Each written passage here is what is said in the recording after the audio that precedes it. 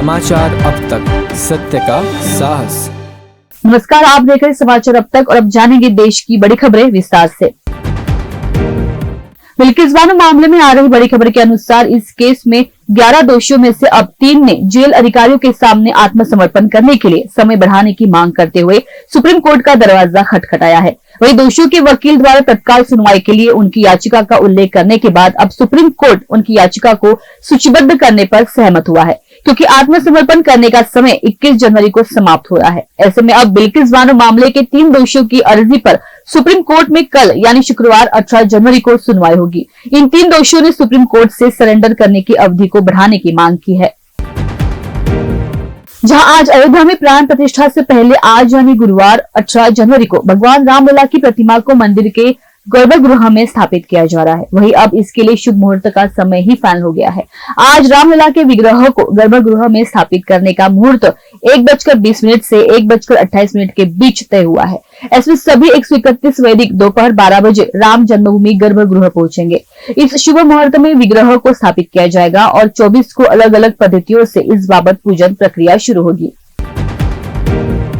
अब तक देश के ज्यादातर हिस्सों में ठंड का कहर था, लेकिन अब ज्यादातर हिस्सों में मौसम बदल चुका है। जैसा कि हम सब जानते हैं कि पहाड़ी इलाकों में बर्फबारी के कारण वातावरण में ओलावृष्टि हो गई है और कई राज्यों में भीषण शीतलहर चल रही है। पंजाब, हरियाणा और दिल्ली समेत कई राज्यों में न्यूनतम तापमान 2 डिग्री सेल्सियस दर्ज किया गया। वहीं उत्तर प्रदेश, बिहार, झारखंड और राजस्थान के कई इलाकों में तापमान 6 से 10 डिग्री तक पहुंच गया है। महाराष्ट्र के कुछ जिलों में भी तापमान बढ़ रहा है और मराठवाड़ा और विदर्भ में तापमान 10 डिग्री से नीचे चला गया है। ऐसे में अब देश के 12 राज्यों में भारी बारिश होने की संभावना है।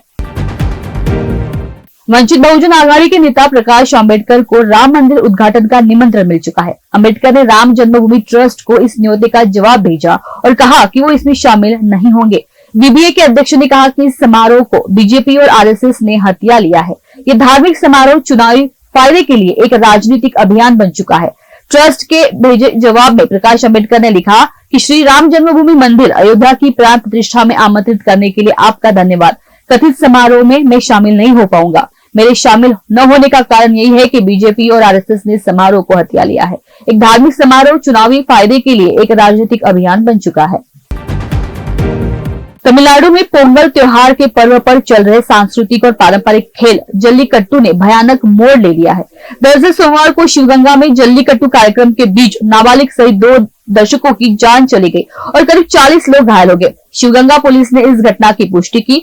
जल्लीकट्टू खेल के दौरान यह घटना तमिलनाडु के शिवगंगा जिले में घटी, जहाँ आयोजन के दौरान सांडों ने एक नाबालिग समेत 2 लोगों को मार डाला। कर्नाटक के मुख्यमंत्री सिद्धरमैया ने बुधवार को कहा कि महाराष्ट्र सरकार के अधिकारियों को राज्यों में प्रवेश नहीं करने के लिए कहा गया है।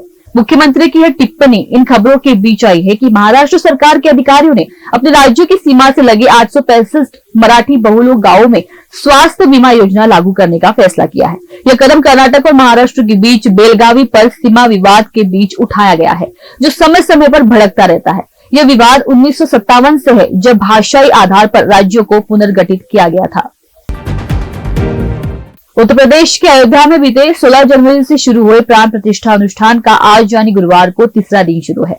वहीं आज रामलला की मूर्ति अब से कुछ देर पहले गर्भगृह के अंदर लाया गया। आज मूर्ति को क्रेन की मदद से अंदर लाने से पहले गर्भगृह में विशेष पूजा की गई। अब इसकी स्थापना राम यंत्र पर होगी। जानकारी दे कि इससे पहले बीते 17 जनवरी को गर्भगृह में स्थापित होने वाली रामलला की 200 किलो वजन की नई मूर्ति को जन्मभूमि मंदिर परिसर में लाया गया था। इस दौरान मूर्ति को परिसर भ्रमण कराना था, लेकिन भारी होने के कारण इसकी जगह रामलला की 10 किलो की चांदी की मूर्ति को फिर परिसर में घुमाया गया।